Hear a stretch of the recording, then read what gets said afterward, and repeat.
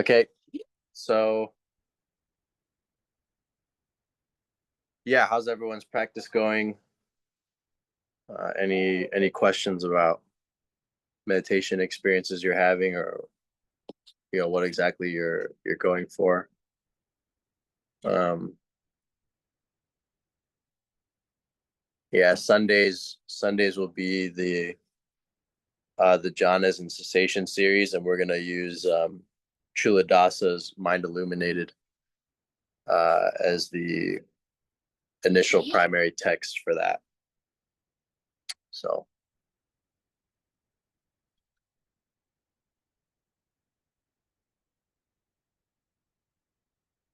yeah, well, today's like yesterday. It's just any questions. There's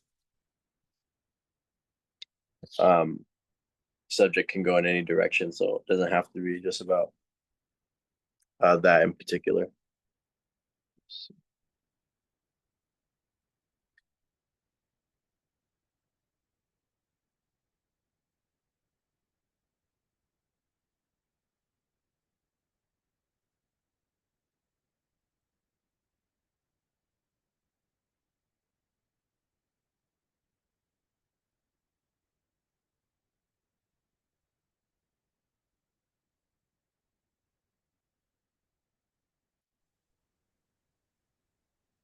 Oh, John, good to see you, man. Did you just pop in? Okay. Yes. So the question I asked was if anyone had any comments about their practice or experiences they were having or stages they were going through. They could feel free to ask me anything about it.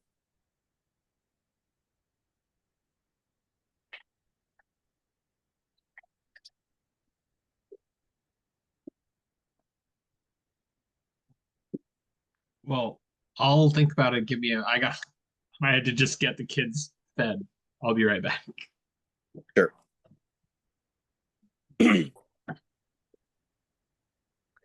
Um, yeah, I have a question. Um, is there an easy way to figure out who you were in your previous life? An easy way to figure it out? Yeah. Or like what we talked about yesterday with the clairvoyance, is there maybe a way to use that to gain information about your previous life? Yeah. Or to tie into that, it's like, are the things that you see in clairvoyance, do you need to take them seriously? Or because I heard that in some Buddhist practices, they say that you shouldn't take them too seriously, um, because they say like it's just a distraction.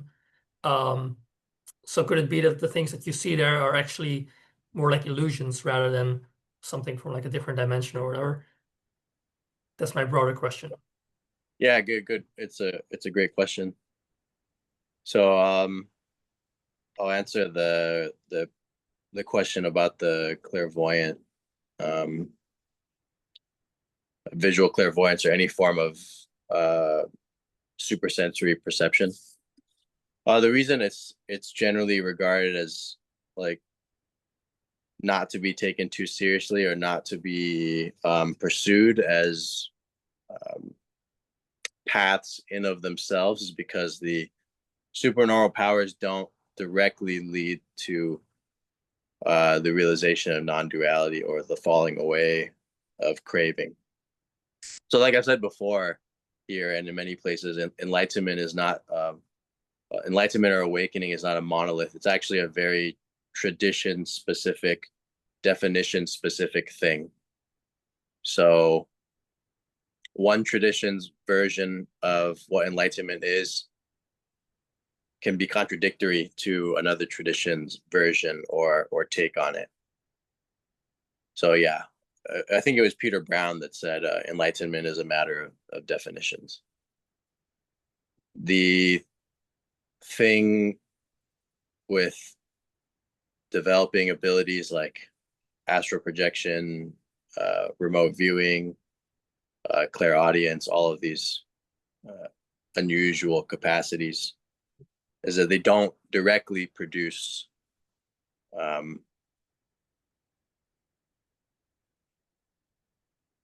those shifts in perception or those leaps in realization and understanding that we designate as enlightenment or as awakening. So it's kind of like it's besides the point.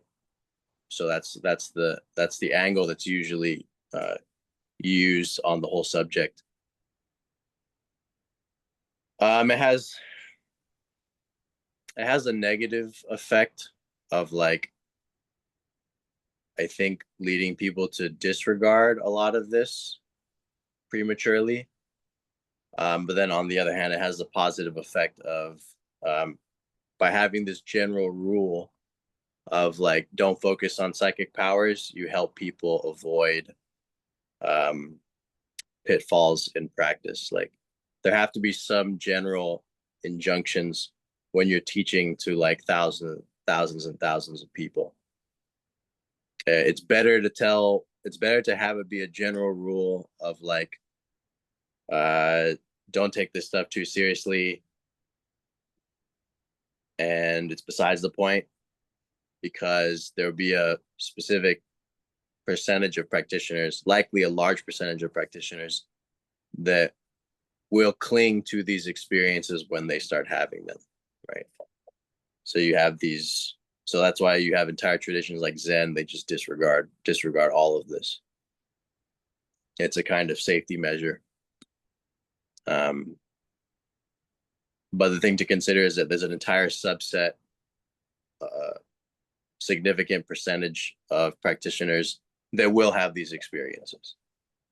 And so because they will have these experiences, there may not actually be resources or people that are knowledgeable about them to guide them. There's actually a whole area of work that Daniel Ingram has talked about with his Fire Casino material, is that there's a certain percentage of practitioners on retreat or that do these, or that do meditation, and they will begin to have this kind of stuff open, and there's not really a container for it, unless the teacher themselves has had these types of experiences, or it's in a specific tradition that's open to it.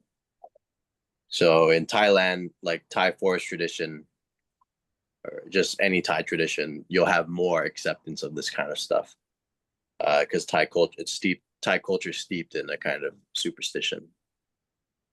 So, do you take what you experience seriously? I don't think you should take anything. I don't think you should have conviction, really, at all, actually. Conviction is a thought.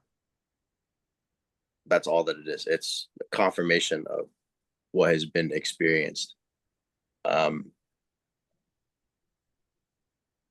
When an experience is sufficiently profound, or if it's deep, no conviction is required, right? Like, you don't have to have faith or belief in something that's been a permanent shift, or your perception has changed, more or less permanently after the fact. It's not something that you have to believe in. It happens, and then it is what it is after the fact. Like, I don't have to believe in my hand. This is just the visual perception of the hand.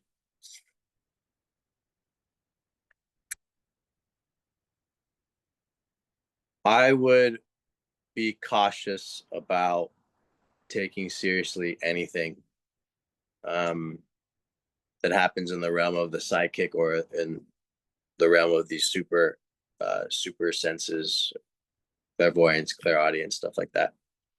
It doesn't mean you need to I'm not saying reject what occurs, but I'm saying don't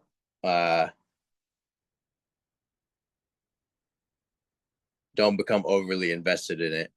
And one of the tricks, or one of the things you'll begin to learn as these experiences happen, is the difference between the actual experience itself, like the raw perceptual data, and then your interpretation of the data, your interpretation of what happened.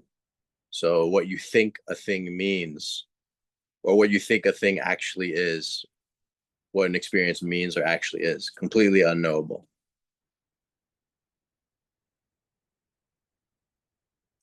So I'll give you an example of this difference between direct experience and an interpretation to illustrate the importance here. Because once you get this point, you'll have a more flexible consciousness when you have certain experiences, and that will be useful. Like, very frightening things can happen, and if you rely on your interpretive consciousness or the interpretive faculty of your mind, you'll often negatively interpret things that are occurring, or you'll create stories about things that are occurring that aren't necessarily true at all. We don't, yeah, like a thing could appear to be gruesome and could appear to be like a fear-inducing experience, and because of that, you designate it as, oh, that's bad, I don't want to go there again. You have no idea if something that is appearing gruesome and fearsome is actually something that's bad for you.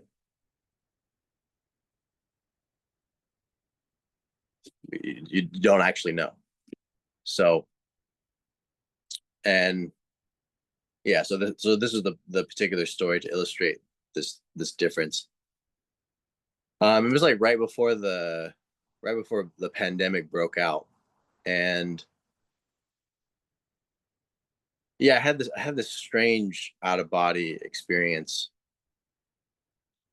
and I was walking through a neighborhood, and on the doorknobs of all the front doors in the neighborhood, there is a little shelf that would stick out over the knob with a candle on top, which of course you'd never see anything like that, right? A little shelf over a doorknob and a candle on top. Well, all the houses had these, so it was a strange, yeah, recognition that I clearly wasn't in a ordinary dream or reality. And there was a wall, and these letters started to be spelled out by some invisible hand, and the letters said "Blue Death." And then I heard in the out of body experience the name of a friend of mine, Bruce, who's a traditional Chinese medicine doctor and does acupuncture and stuff like that. So I wake up and I'm like, oh my God, Blue Death, that sounds bad. I thought it was about, and I assumed it was about myself, and then so I told him, I was like, hey, I had this weird experience, and I wanted to come see you. And in traditional Chinese medicine, they feel your pulse, and that's part of one of their diagnostic tools. So yeah, so I go see him. He checks me out. He's like, yeah, you're fine. Nothing, nothing's weird. Nothing's wrong. And so when I told him this story, his wife was actually there. So she heard the whole thing. He's like, oh, that's strange. And he goes to China and he gets some kind of respiratory virus, and they put him in the hospital for a few days. And I don't know if this is actually medically accurate, but this is just what I was told, or what he conveyed to me, which was that he was unconscious.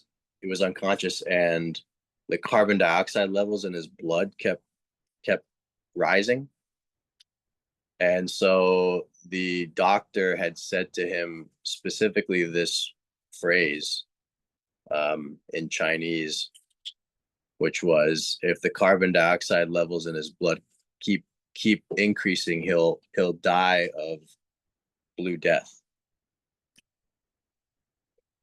And so he survives this whole thing, and his wife after they come back to the States, his wife, the woman who's now his wife, tells me the whole story about the carbon dioxide levels of the blood rising, getting too high as a result of that particular infection.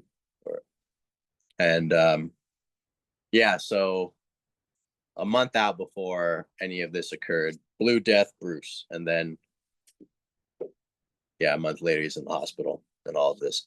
So the psychic data was this.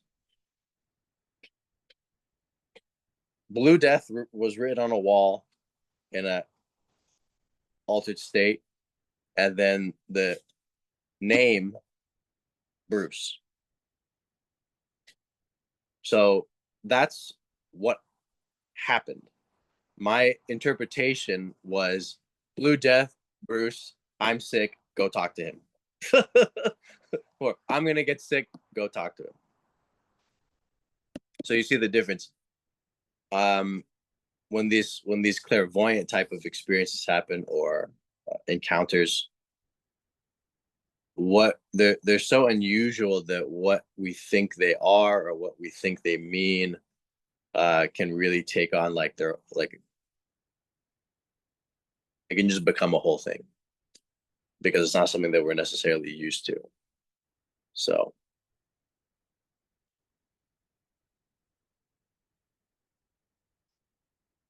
yeah, so when this kind of stuff happens, just look out for the fact that your conceptual mind will attempt to generate narratives out of what is occurring. Why? Because it's always attempting to make sense of what's happening. Yeah. And let's say like you're seeing, these rainbow matrices around the hands, or rainbow matrices, the aura of another person.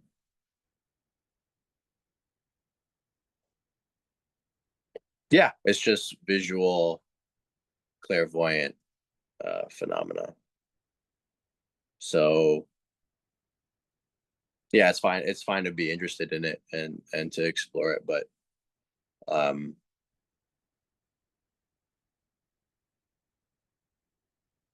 it is just more like visual phenomena. So how far could you take this like holographic visual field? You could probably take it really far.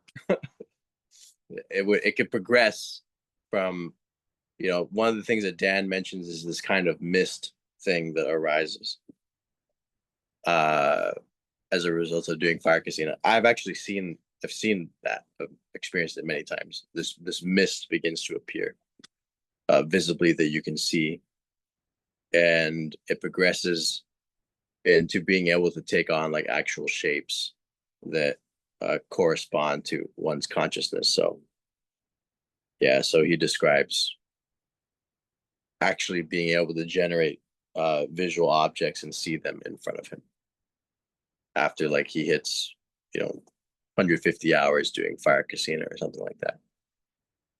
Interesting, but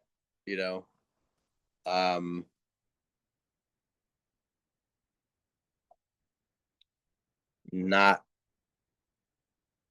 yeah, I wouldn't say it's as important as understanding presence or non-duality or falling away of the reactive mind or things like that, right? Is there a reliable way to enter past lives or explore past lives? That's an interesting subject, because it's a subject of a lot of hypnosis, and I think it's hard to tell for sure, but I think unless the person's really in a deep trance and the hypnotist is really good at what they do, often people will just have regressions about things that they're interested in. So that's a thing. That's a thing to consider. Like, if you're going through a regression or you're experiencing a particular past life, but you're really like, or you're having mental pictures of this, that's like one level of I'm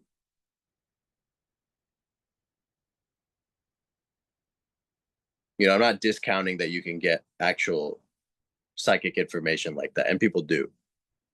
So I'm not saying that's not valid, but when we're talking about like reliable exploration, you would need like an out-of-body experience to do that. Yeah.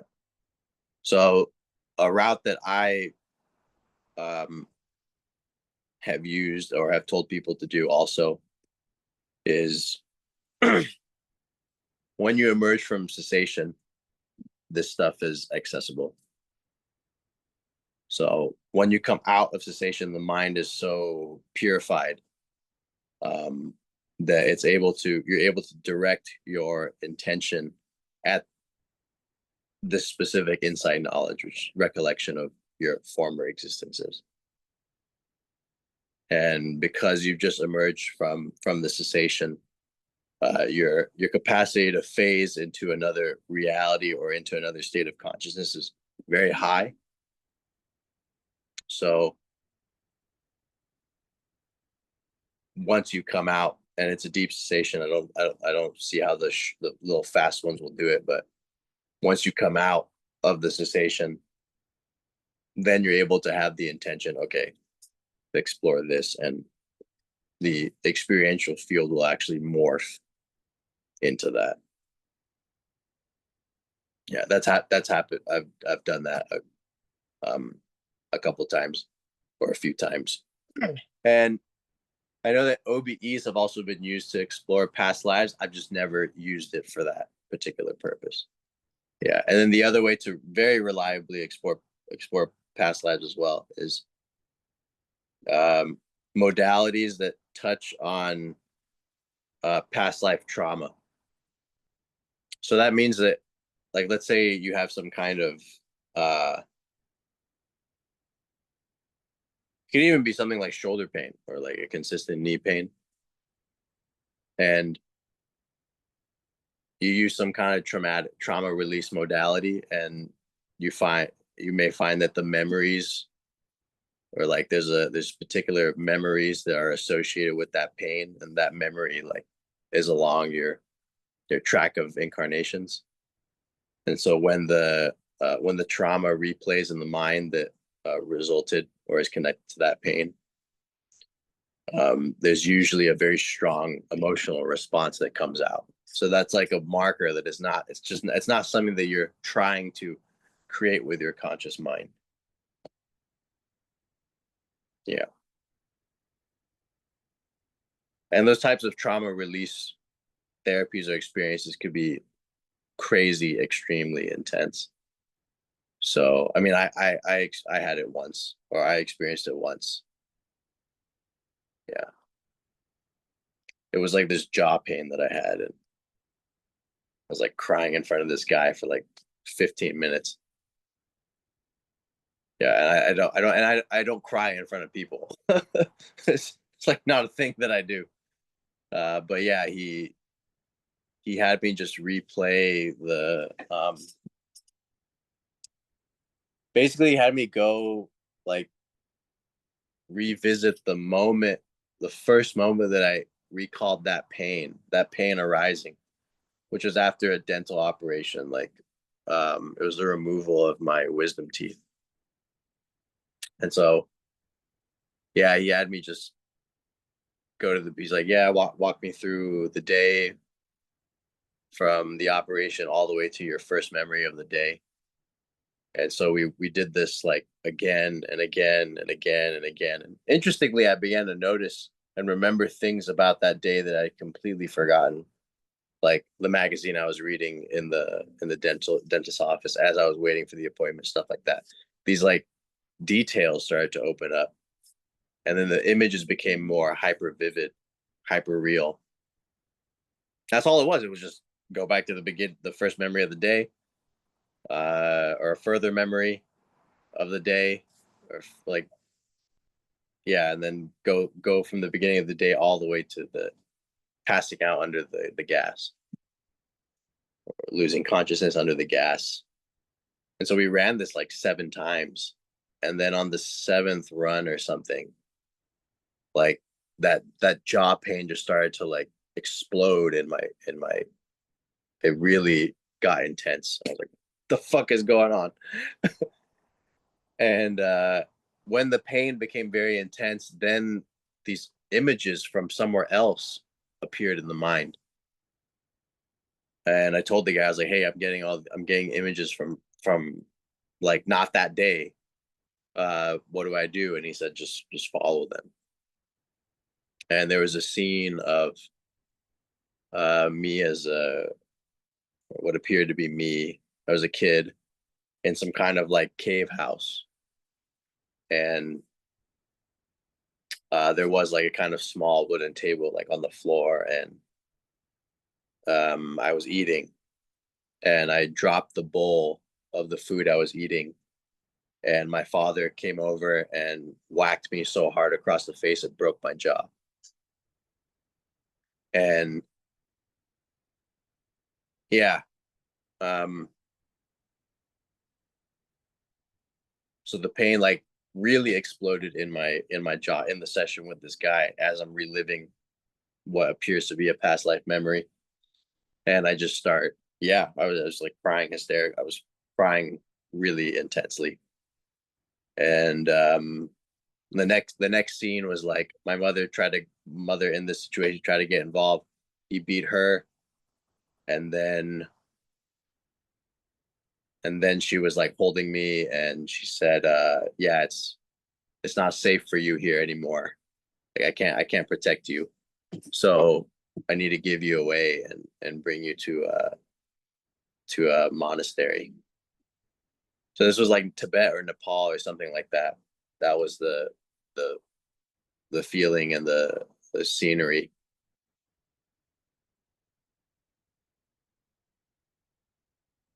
Yeah, so I'm like reliving this particular thing, and it is extremely intense. The pain that little boy felt was like 10 times worse than anything I felt in my life. Yeah, like when his mother left him, brought him to the temple, said goodbye, and left him. That was crazy worse than anything I've been through. So yeah, I did this whole session with this guy, and then I never had that pain again. Yeah, like the jaw pain from the surgery was gone. So it used to be like this, really aching pain that I had for some years, and after that it was done. And never cried so hard in front of another person. Yeah, since then. So that's an example of like, if there was to be past life memories that you took seriously, it would be ones like that. Because they're associated with markers or particular characteristics that are not things that your conscious mind would fabricate. So that's the way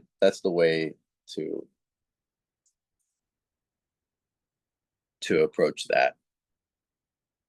The question with a lot of these,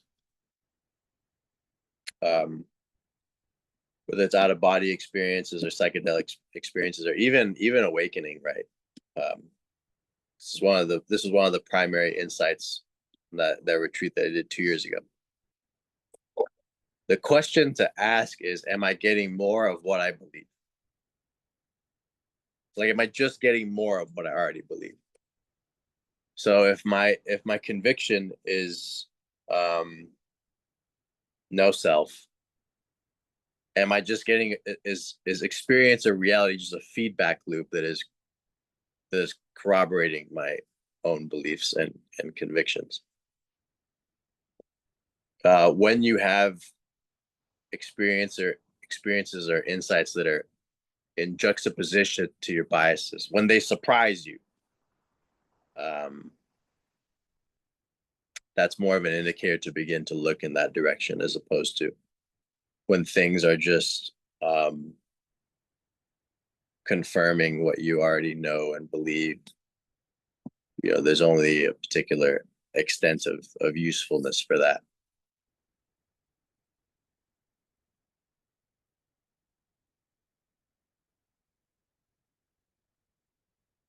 Yeah, that was a really long answer, but yeah, you asked two pretty important questions, so yeah, I wanted to take the time on that.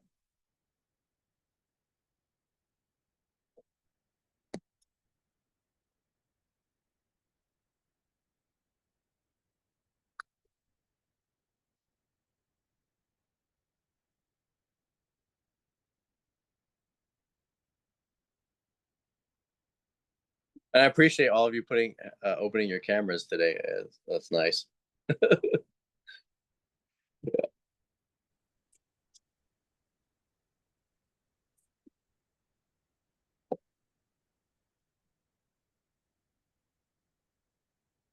What do you do when practice doesn't make sense? I don't know. I can't find it. I mean,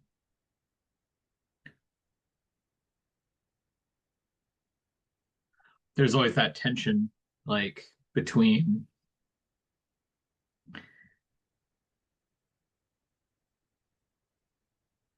a motivation to develop or cultivate or progress, and then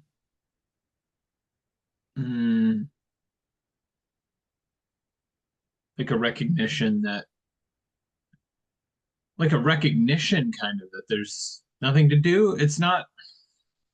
It's really hard to tell, and it may, like, maybe that's the question itself.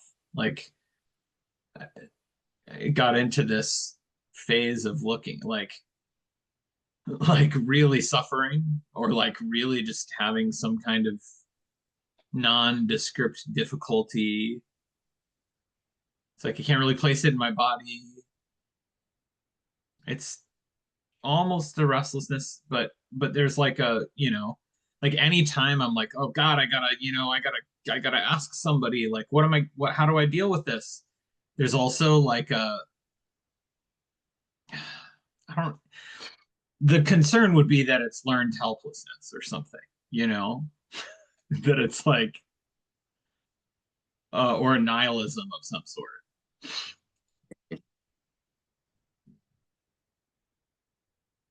Yeah, so like I've talked a lot about the abyss, or meaninglessness in particular, and like the pain of meaninglessness or nihilism. Um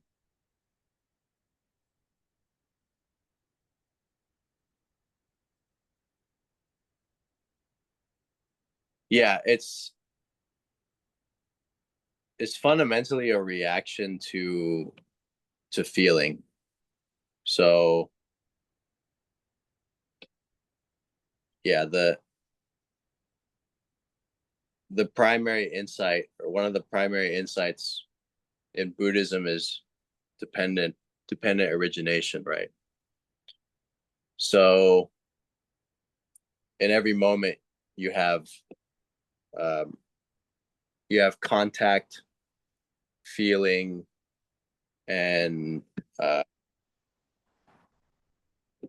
craving. So aversion is a form of craving, right? Aversion is the craving for something to stop. And yeah, so contact is the contact at any of the sense gates, or in thought. So I'll provide an example. Like, let's say someone walks through that door with like a really good smelling meal, and there's contact between my what is it? Yeah, I guess nose. So the smelling faculty and that particular smell. So as a result of that contact, there's a feeling that arises, a feeling of pleasure. So like there's an enjoyment of that smell. As an enjoyment of that smell, then there's craving for it. So in the feelings of like nihilism, meaninglessness, anything really, confusion, discontent. If we just want to talk about all the stuff that's under the umbrella of the abyss or the dark night, it would often be, you know, separation, meaninglessness, nihilism, discontent. Yeah. So sufferings that are within that category. So all that's happening is, for whatever reason, the feeling of meaninglessness arises. And as a result of the feeling of meaninglessness, the contact with the feeling of meaninglessness, there's then the experience of displeasure.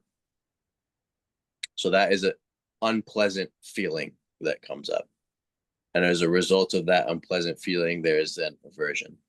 So this nexus between contact, feeling, and craving is really the entire life of the practitioner, or of practice, is happening in this triangle. All the time, we're just reacting to feelings. We want pleasant feelings to continue. We want unpleasant feelings to stop. That is life. So it's too cold, we want to be warmer. It's too warm, we want to be colder. Yeah. So it's not that the practice necessarily needs to always make sense. Even if it makes sense, you still get hit with these unpleasant feelings. So even if you had it all figured out, you knew why you're doing this, why you're doing that, having this reaction, having that reaction, you understand the mechanics of your mind more, this random occurrence of unpleasant feelings is still going to be a thing. So as a practitioner,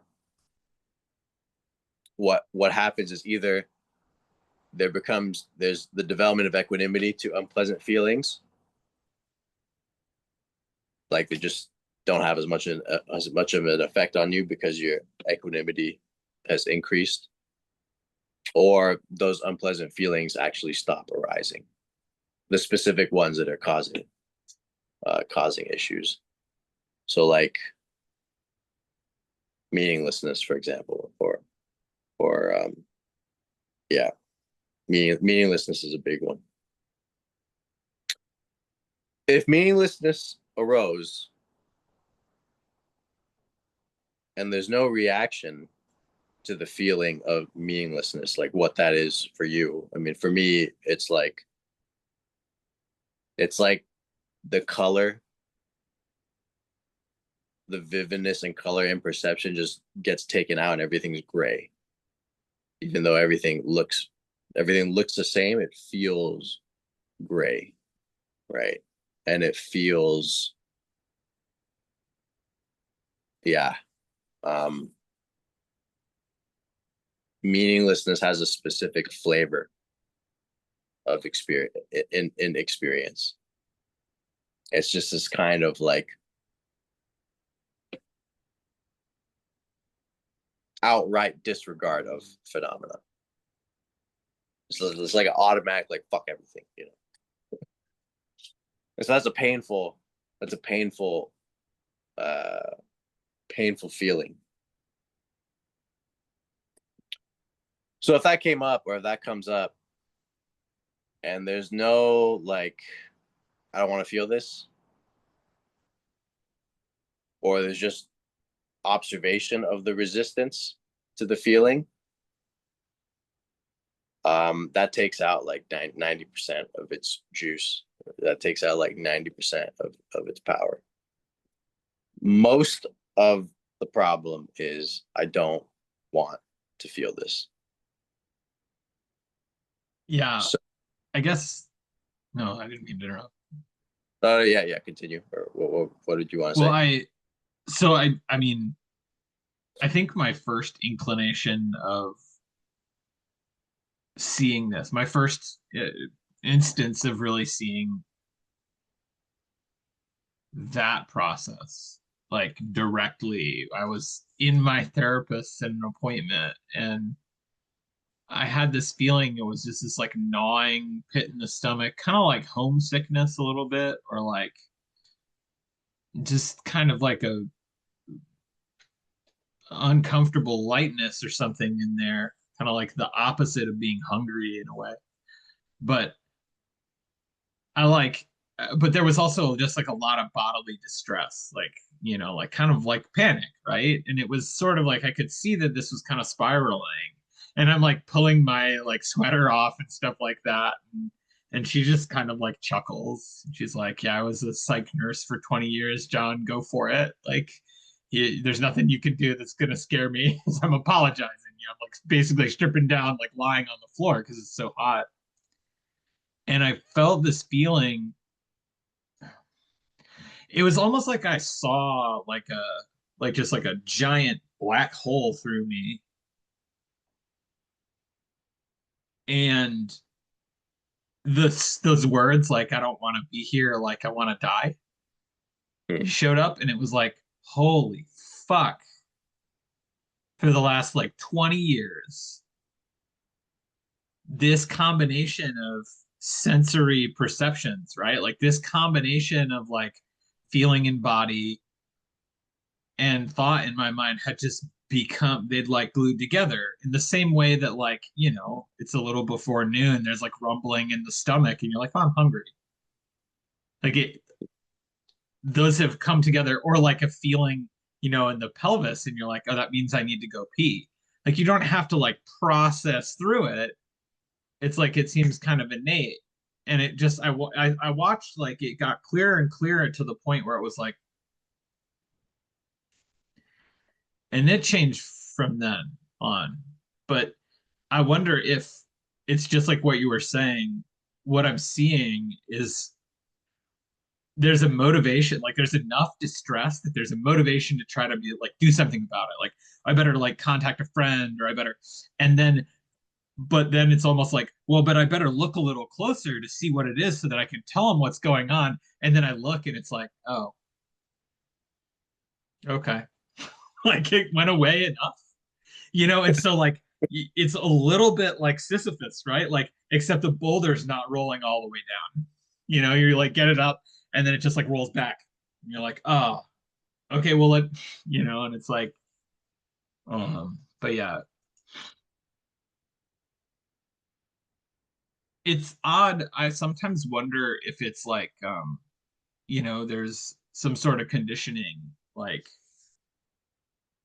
that that I have pretty significant aphantasia. Like I can't, I mean, I have dreams, see things in my dreams, but even then, like I had an experience the other day where I was like, what the fuck was that? Like I sometimes I wonder if what I'm experiencing when I'm experiencing that like nothingness or meaninglessness, it's like imagine you're in a room in a movie theater full of people, and it just, this screen is just like suddenly now showing the most like horrifying fucking shit, you know, just like real actual snuff films and, you know, violence and shit, but you're blind, completely blind, you can't see anything and nobody's talking to you, but like all of a sudden you just know like, oh shit, something real must be going on. But it's like, but there's nothing there, you can't see the horror, you know, that's on the TV or that's on the, you know, the projection screen. Yeah, Um, with aphantasia, you're saying. yeah. But it's also the same thing where like this is happening and I can't even tell what's happening. Like like something's happening, but it's like it's, and then there will be, it's like contact, but it's like contact, it's like invisible contact. There's Yeah. absolutely a story and shit that spins up after it. And that's usually when I catch it and I try to like look back and be like, what the fuck? What, you know, and I'll sit and it's, then it's like, I don't even know where, I don't know. Maybe it's just, that's just the, it's just habit forces or something. I don't know. I don't need to know, but there's still that habit of like it.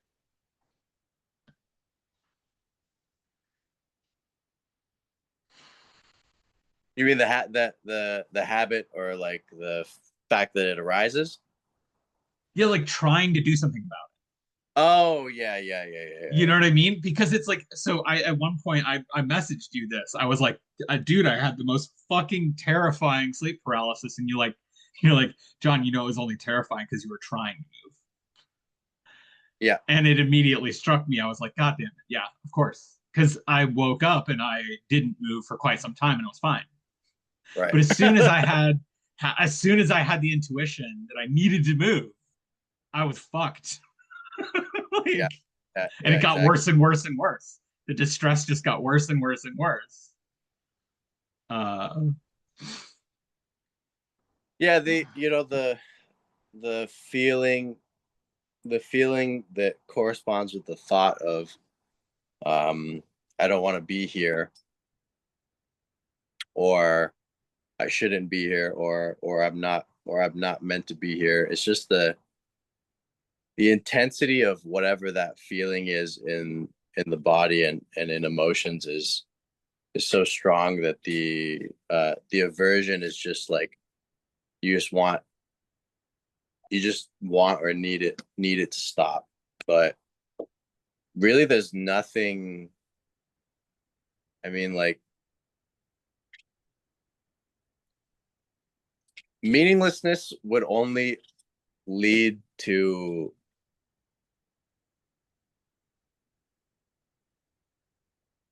taking one's life, or an extreme measure like that, through a very extensive process.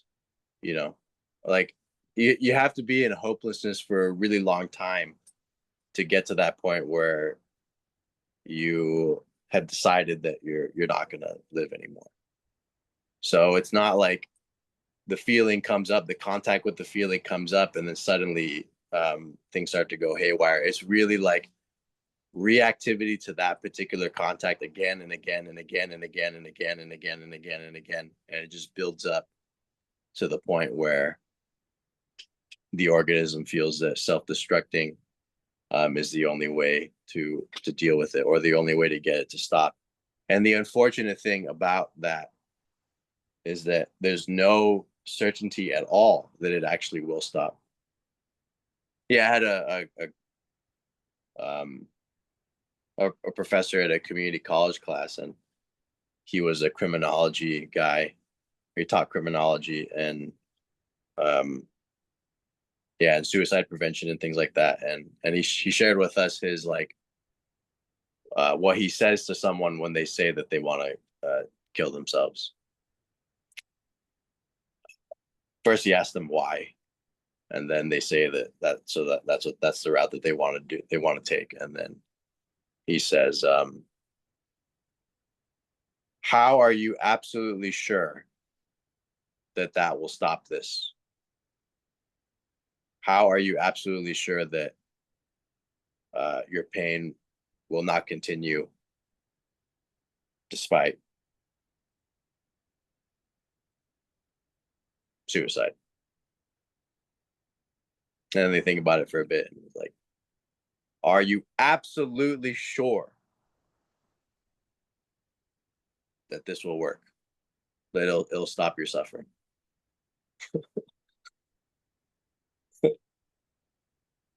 Yeah, we don't know.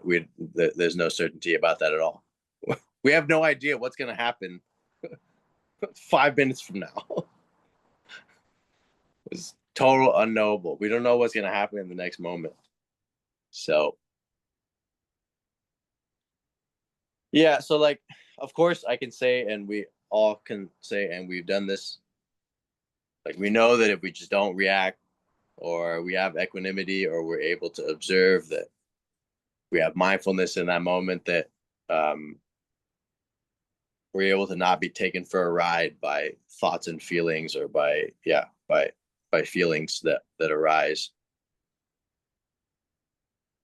What needs to occur is that the realization,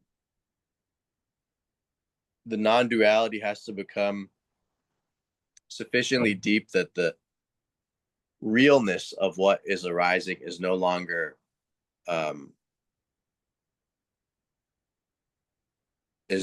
as present.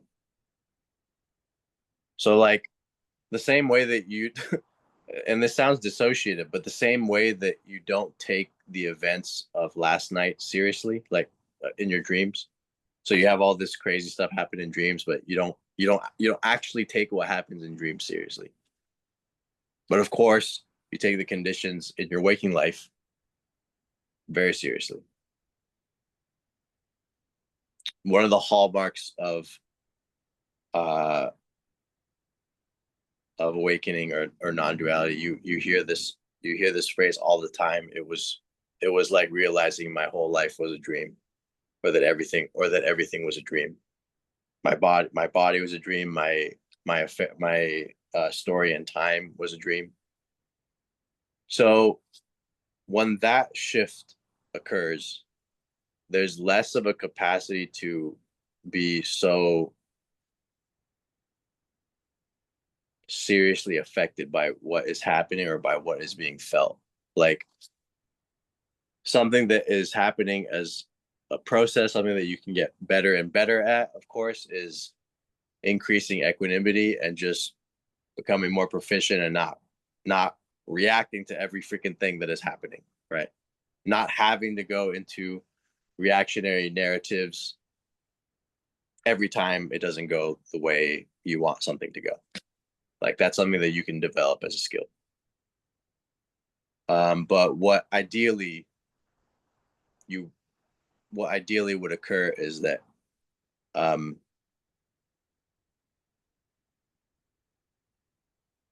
unreality to the reality of your afflictions and your cravings and motivations and orientations would set in. You know, that's the actual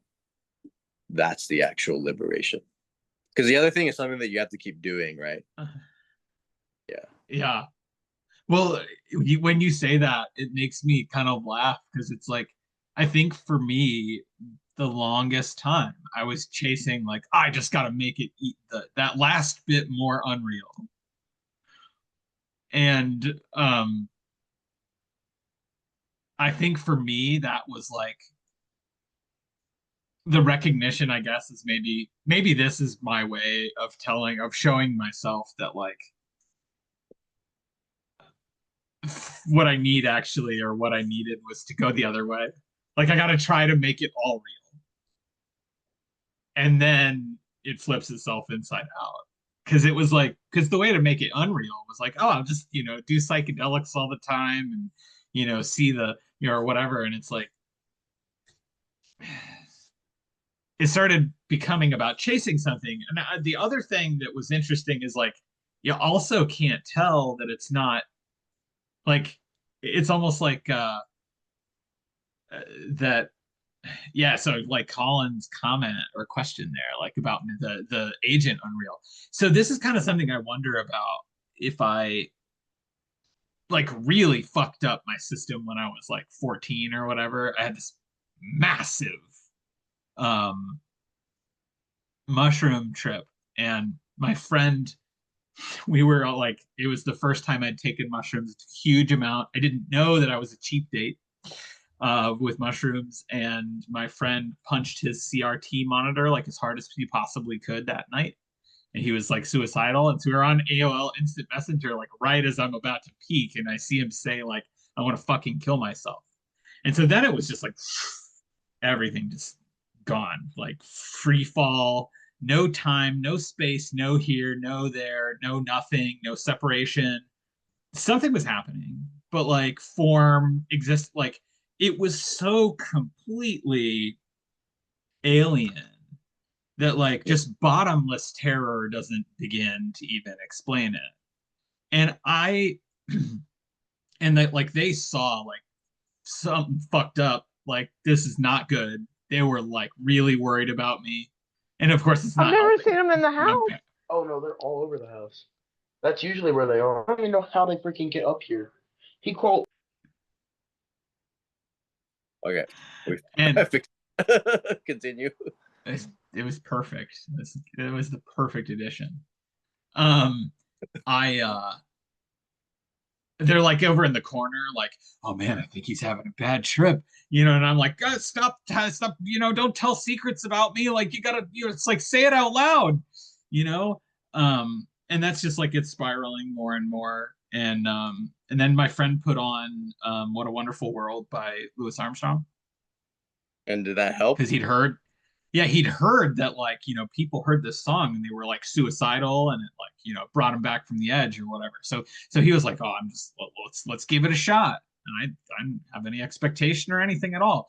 And it got a couple like bars into it, and it just, the whole fucking thing flipped inside out. It was like, oh wait, there's nothing different now at all. But like, I have all the puzzle pieces. There was never any problems. There was nothing to do. There's no one here to do it. There's no time. It's not even moving. Like, there's not even anything here. And something changed from then, has never come back. And I don't think it was until I did an MDMA psychotherapy session that put me back basically in that state. And I was like, oh, hold on. Like, there's no separation, but there's not even, it's not like there's an awareness of no separation. There's not even an awareness that's separate from it, right? Like, it really is just the birds singing itself to itself as everything, you know. And it's like, there's no perspective. There's none of these things are referring to each other. Yet they're all completely made out of each other and they have no substance, but they're just right here spontaneously appearing out of nothing. And it's like, and yet you are all of that, but there's no you. And it's like, there's just, it's all like, you can't fucking talk about any of it. But I think the notion that there is like an agent to do anything, in some sense, like, never came back. It's almost like, I don't know if I had to describe it, like, it's almost like since then, like, the I am sense just does not exist. And so it was sort of like, oh, I just need to non-exist the rest of the way. And so the closest answer to that in the realm of form was death.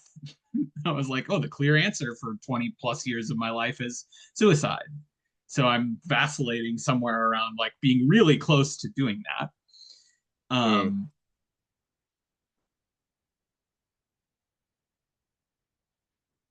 So, you know, because I have to ask myself, like, is there a way in which, you know, there's sort of like two ways to have non-agency. One is to not know that you know, or I don't know.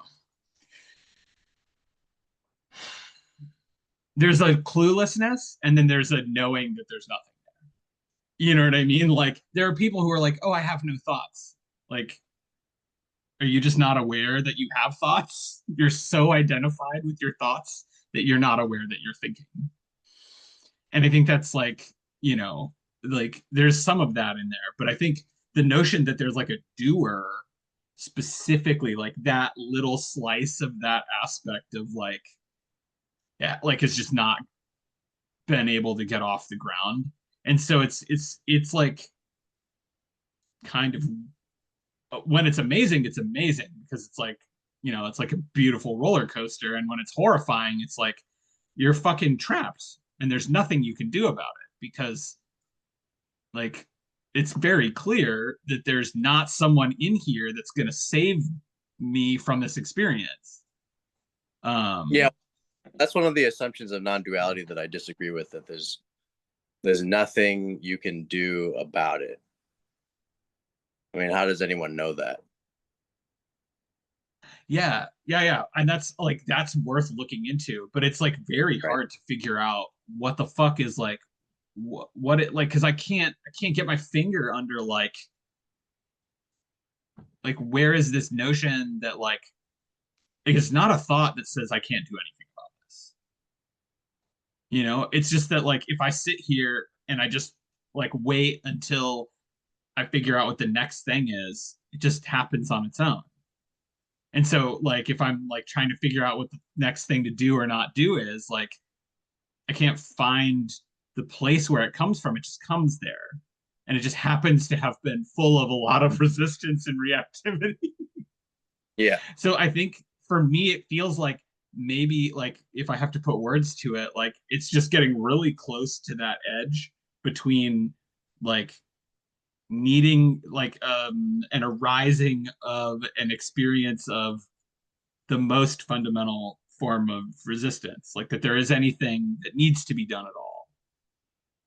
And it's left me with like, I don't, I'm not like lineage, like in a particular lineage or anything, but I think the way that I feel about it is like, if I have to ask myself what it seems like I'm pointed at and what it seems like is getting clearer and clearer, it's just that there's no space between what is and what should be. Yeah. I mean, what? Yeah, or what even could be. And that the corollary is that there's not even a way that this is. What is should? Like, what is a should? Like what does that even really mean? The way that things should be doesn't right. So like the way that the way that things should be is a complete fabrication. Like that's right. But I think that you're laughing at that was exactly the thing that I kind of needed to see about it too, because it's like it's the first moment that the sprout, like if you look at sprouts, like the sprout of like certain trees, like the first leaves out of an acorn look nothing like an oak tree, like a regular oak, like that species regular leaf. And so it's like that first popping up of like, oh, I got to do something about this. Like seems like something different, and it seems like, and I think that's what's happening is I keep being like, there's some sort of uncomfortable thing arising, and it's like just this primordial, like it's about to turn into a story, but that has been sort of seen through enough that it's just sort of like, well, I guess there is nothing to do about it, and then it goes away. And I don't mean that in like the defeatist there's nothing to do about it. It just like I no longer have to solve it, but it's like there's something still getting off the ground a little bit. Yeah, well, the thing to see is that whether you do something or don't do something, the experiential field is still the case. Like whatever action that you could take is just the nexus of thought, feeling, and intention arising. Like it's not something that needs to be stopped, right? Like it's just the reactive mind.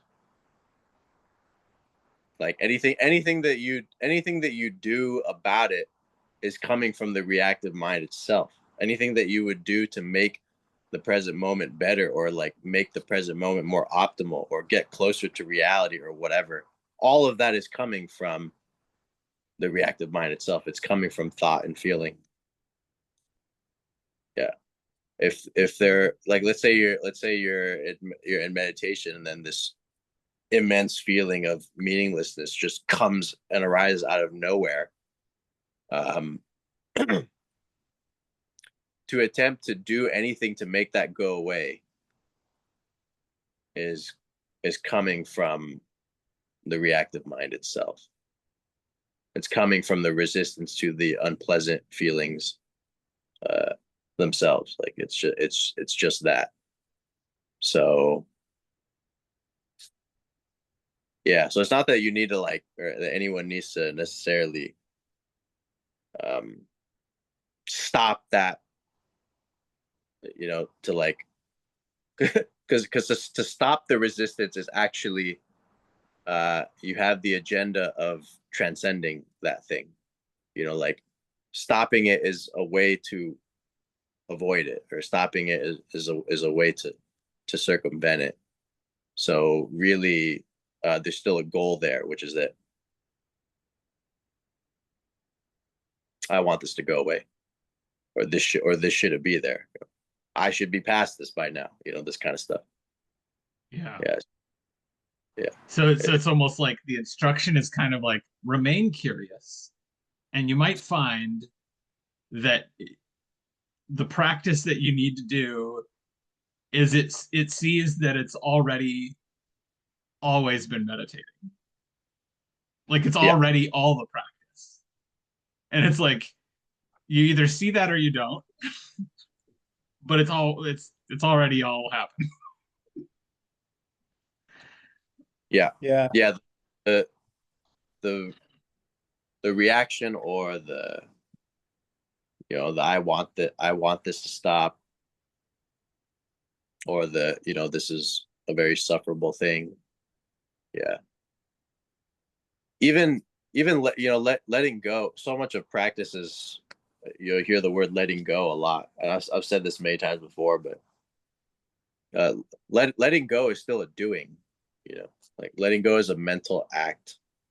Like there's some kind of craving or feeling that comes up, or craving usually, and then there's the remembrance that this is not going to go anywhere, or it's not going to turn out well. So you come to the decision of dropping it or letting it go. And like conventionally that's a good thing, and even in Dharma practice that's what's taught. But if there's no resistance at all, what is there to let go of?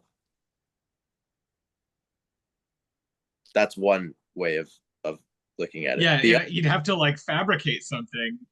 The other thing is, if what is experienced completely unreal, there's also nothing to let go of. So it's only when something is being regarded as actual and real that there's attachment to it. Yeah. None of us here were attached. There, None of us here were attached to the people that we met in our dreams last night. Right. So the sense that an object is real is a necessary condition for the craving of that object. And if the sense of an object being real, like that perceptual sense, if that shuts off as a result of awakening, that's the reason you find yourself not wanting as many things. You don't take things as real as the way that you're used to. You're watching the list of reasons to believe that like this is a special state just get shorter and shorter and shorter and shorter. Like that, yeah, because if it's a special state, it means it's something I need to go get, or it means it's something I need to stop doing. Yeah, like something I need to do or stop doing. It's like an equivalent statement or something in my mind. Like even back to your statement as well, where you said like the difference between what things are, or what is, versus how things should be. Like we have no idea what things are. But it was like it was a really good, sincere question that my friend asked me, like, okay, so you had this non-dual experience, where it was like, and you had no expectation that this would arise, but you're doing your MDMA psychotherapy session, and you decide to put this recording on for shits and giggles, like after you talked through some stuff. And it was like he transported me into his experience. And so it was like, wow, there's no edges or borders or whatever. And I was like, it was incredible. And so the person I'm telling the story to is like, well, John, how do you know it's not here right now? And so I just earnestly was like, I guess if I had to say there's something about now that was different from that, it was that at that point, there was no way of even trying to believe the notion that this should be some other way. Like you could I remember saying this out loud and being like, this sounds fucking insane, but you could burn me alive right now and it would be agonizingly painful and it would be perfectly fine. Obviously, if I could stop being burned to death, I would be doing something about it because it's fucking painful. And, there's a story of reasons to be alive now and like, people I could help or whatever. But it's like, but if that's what was happening, it's like, not that it doesn't matter, but it's like, but that's here. There's no way to resist what's here in that sense. And that's why I was like, maybe it was not that it was a special state that I was in, but it was just that I was right here And there wasn't even an inclination of there being some way that this moment could be any different.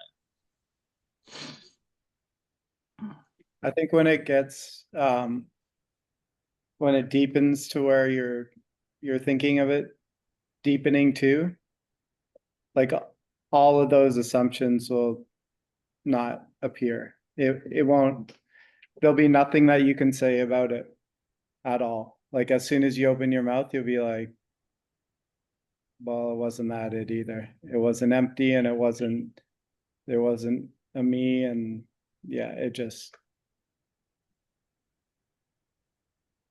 It there's just, reminds me of the Rob Burbea stuff.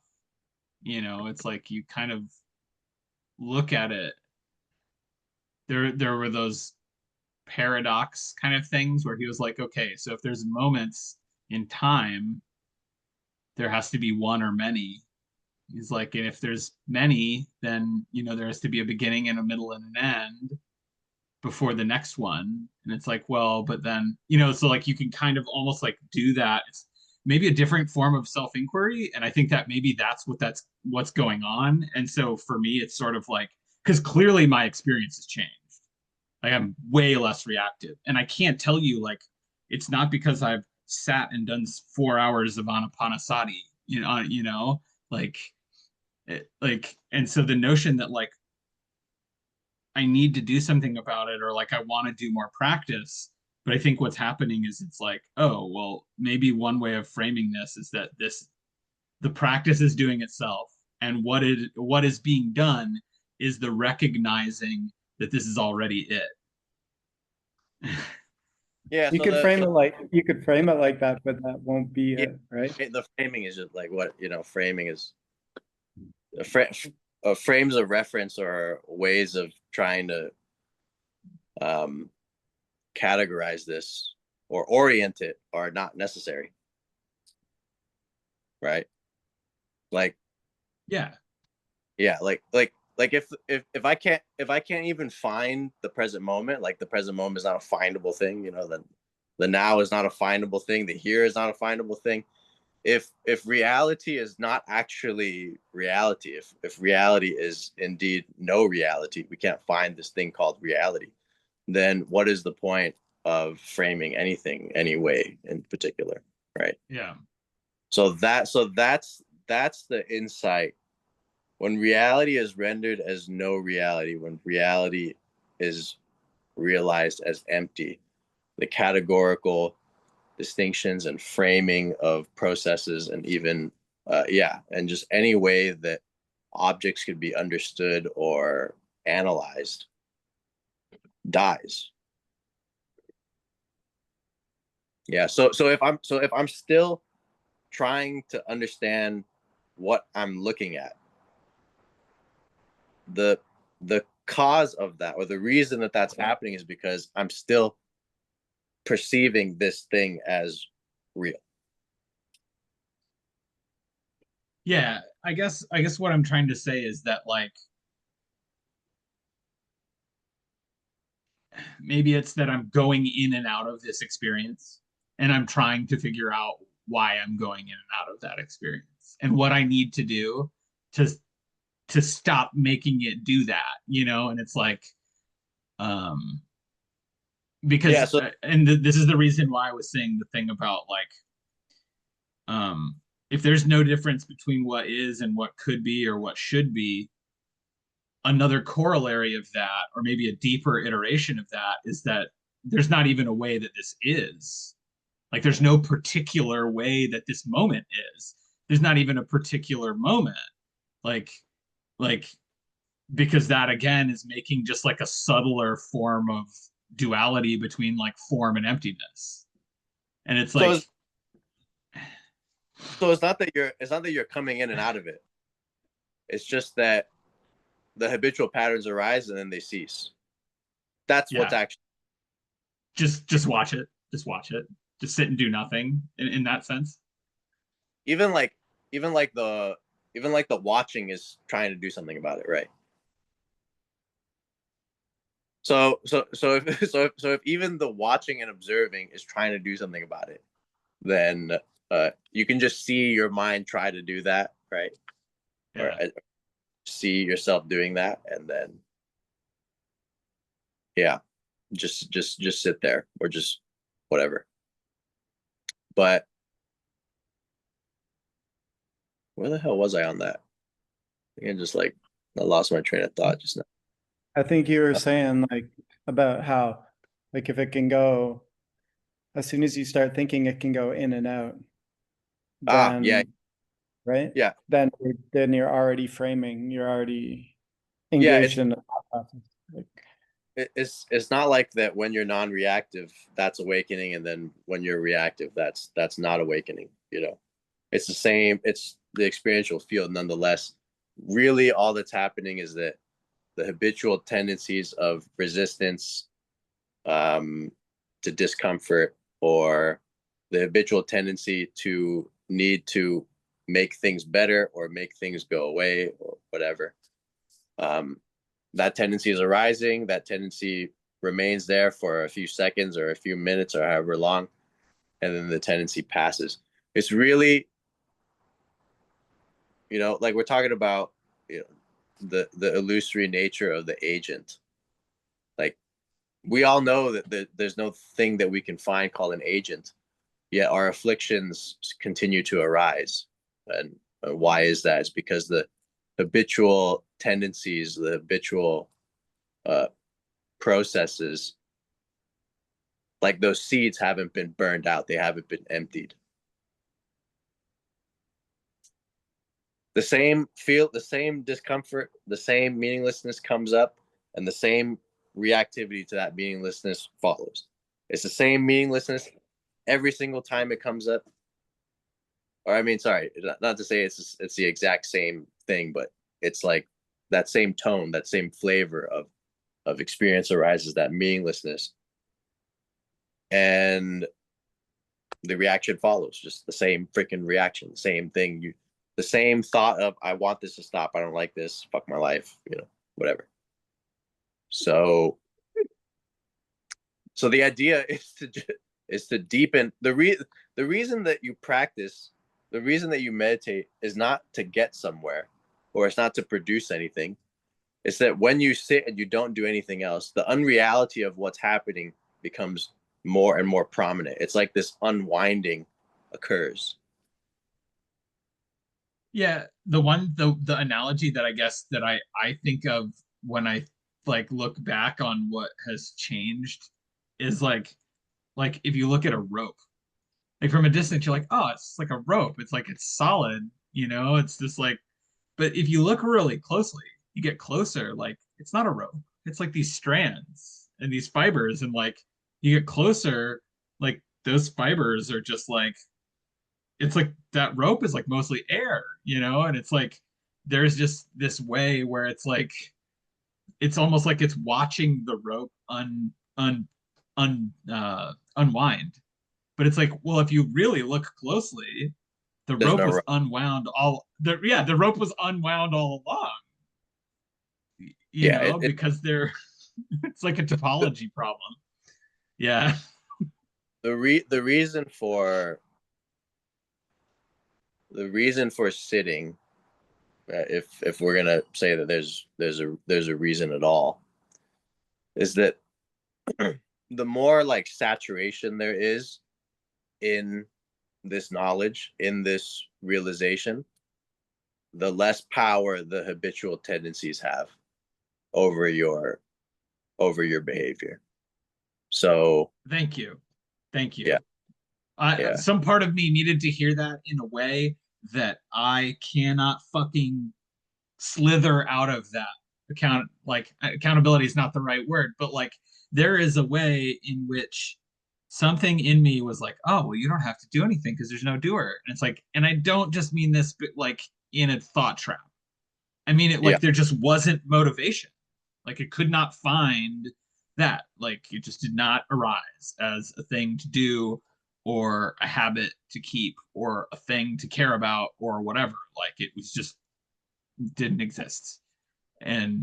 But it's clear that practice has made a huge difference canonically. And so it's like there's a balance between, I don't want to go back. I can't go back to what I did before, where I'm like, you know, meditating 8 hours a day or whatever, like have kids and a fucking job. Like if I'm going to try to put off my awakening until I can finally, you know, do a week-long retreat, like I'm going to be retired, you know, or my kids are maybe not retired, but like my kids are going to be out of the house. It's going to be a decade. I'm not trying to put this off, you know. When the unreality of what is happening is thorough, there won't be resistance to it anymore. So there's a reason why, like for example in Dzogchen, you get the initial pointing out, the recognition of your nature, and the teacher, and then the next instruction is don't deviate from this.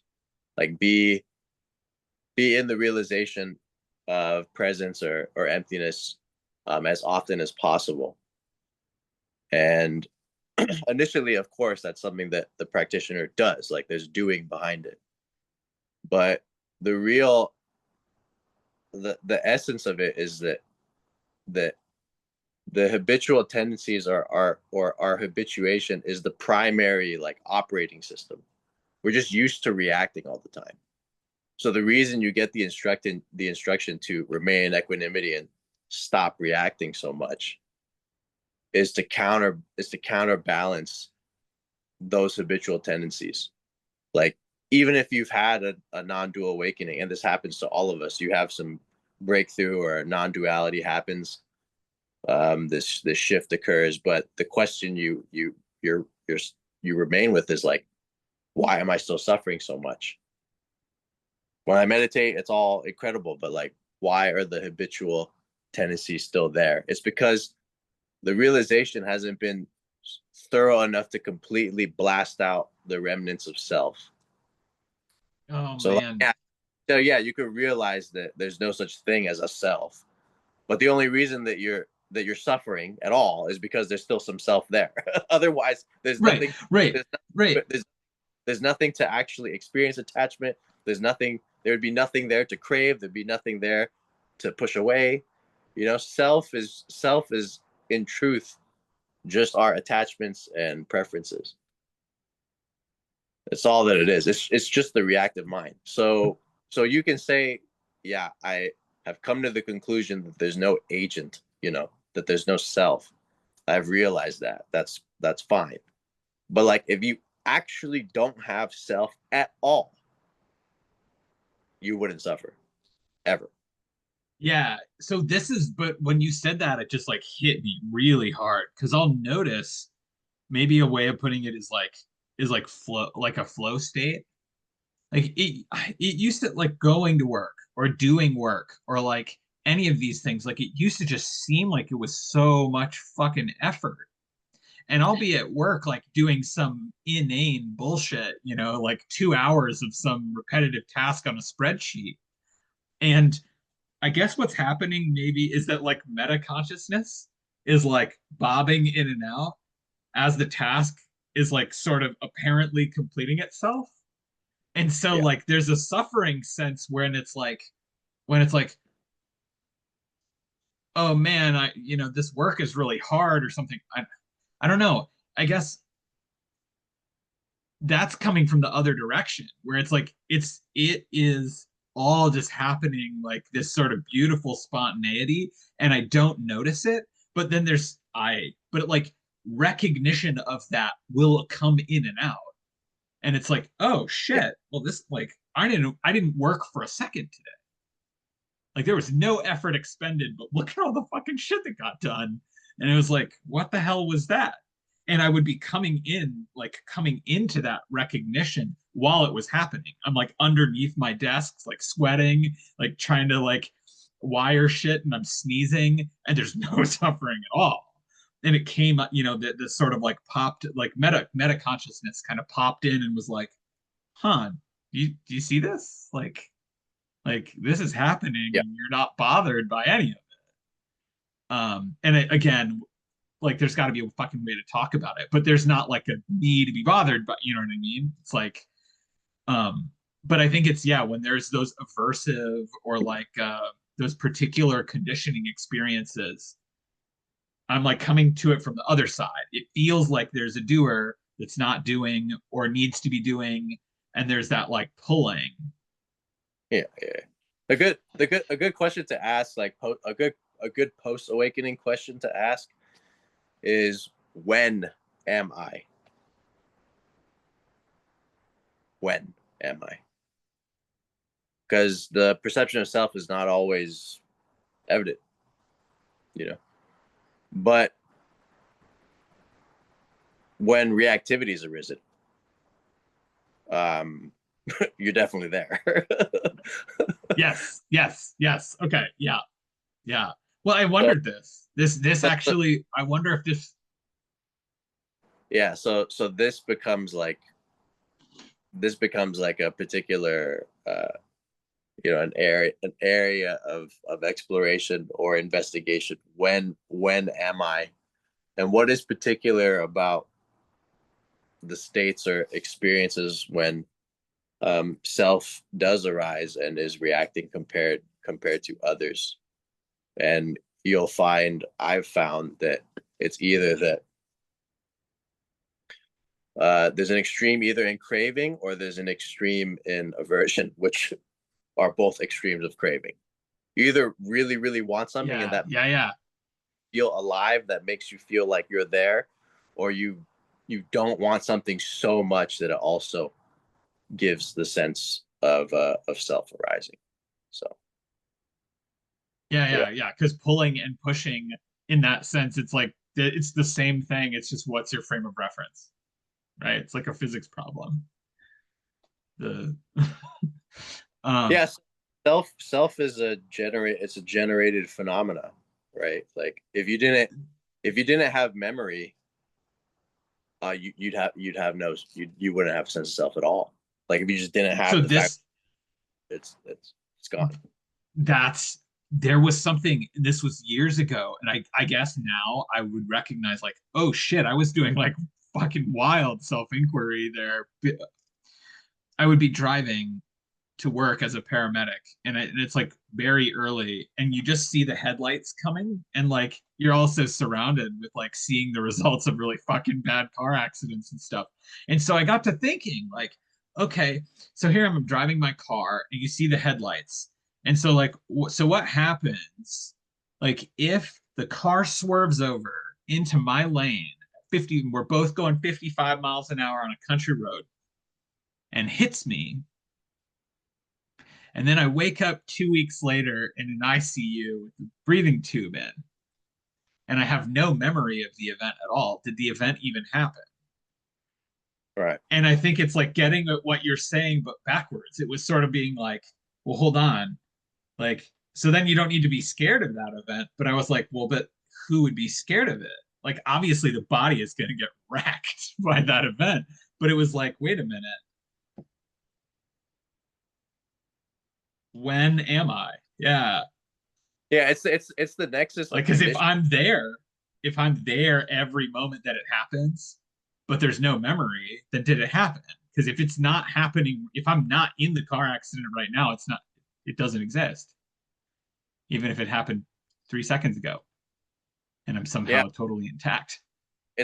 Memory is a very strange phenomena. If you don't remember that it occurred, it literally it's as if it didn't happen.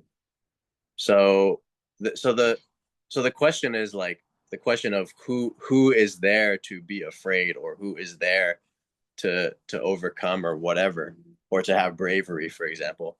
It's really just the nexus of conditions that exhibit those feelings. Experience those feelings. Yeah, that's the dependent origination thing. Yeah, it's like it's just all of this like weaving together. No mud, no lotus, right?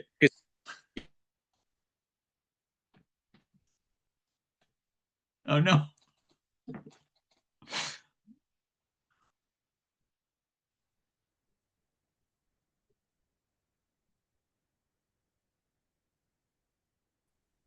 Now you did it. He's in a cessation now. That's right. Yeah, I think, I don't know, from what I I've heard your description so far, John, of everything, and I know it's impossible to describe it the way it is really, but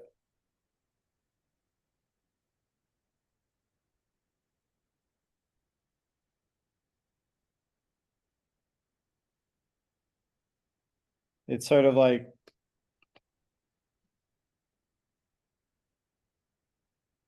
if you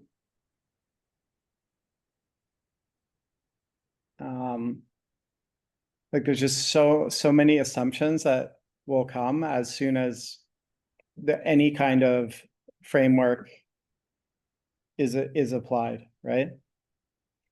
So even just to say that like there are assumptions, like the first part that I said,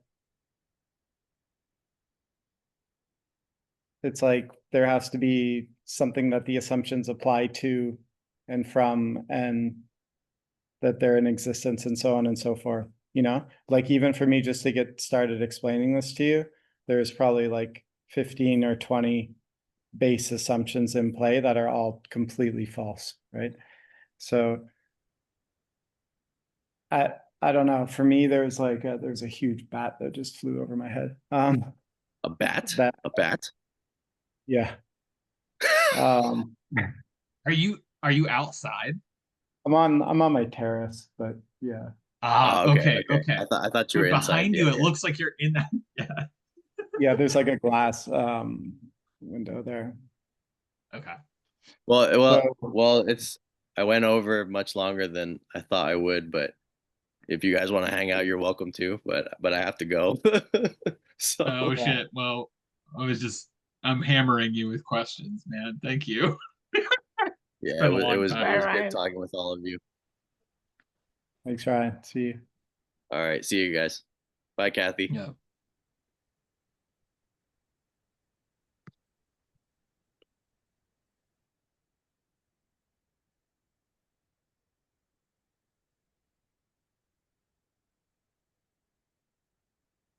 What?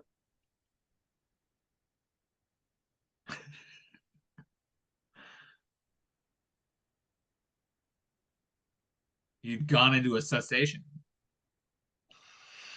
The ultimate digital cessation. Good to see you, John. Yeah. Well, thank you. I appreciate it. Yeah, that was cool. Thanks both of you guys. That was awesome.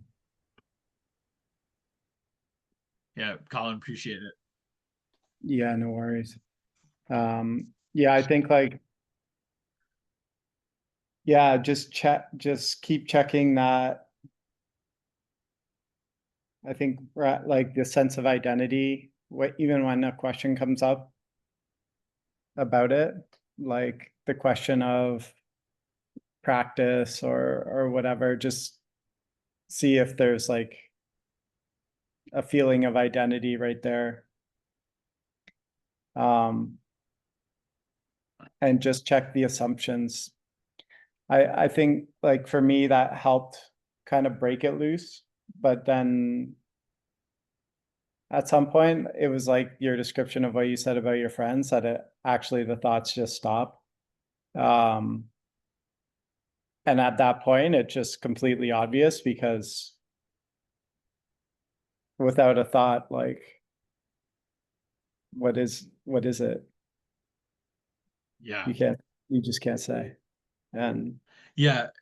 I wonder if that's sort of like the deepest version of like what the, sound of one hand is. It's like before the concept, before all of that, like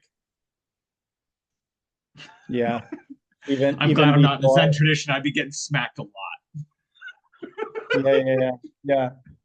yeah. It's a beautiful realization. It kind of leaves you for at some point you're just like, well, what do I do with this? But it's actually, I think then sort of this, when your mind can like leave it alone, then the more sort of infinite aspect comes forward, and then that becomes more fascinating and habituated, not in a mental way, but that becomes a new habit, whereas before the old habit was like dissect, divide, figure out, like and I think that's kind of, if you want to make another framework or concept about how it's working, that's my impression of how it's working, because I can go back to that somehow, you know. Okay. Yeah. So this is one of the reassurances too, because like there was a period where I did a lot of psychedelics, and the question was like,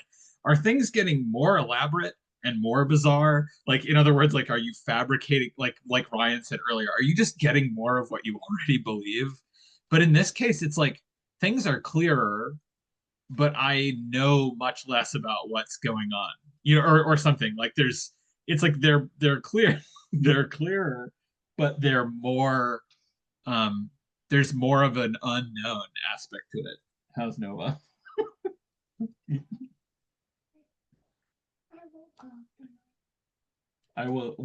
We were gonna leave anyway, so you could say good night. Good night. Nice speaking with you, Paul. John. Yeah, Good nice night, to meet Noah. you. Yeah, you too. Take care. Have a great one. Peace.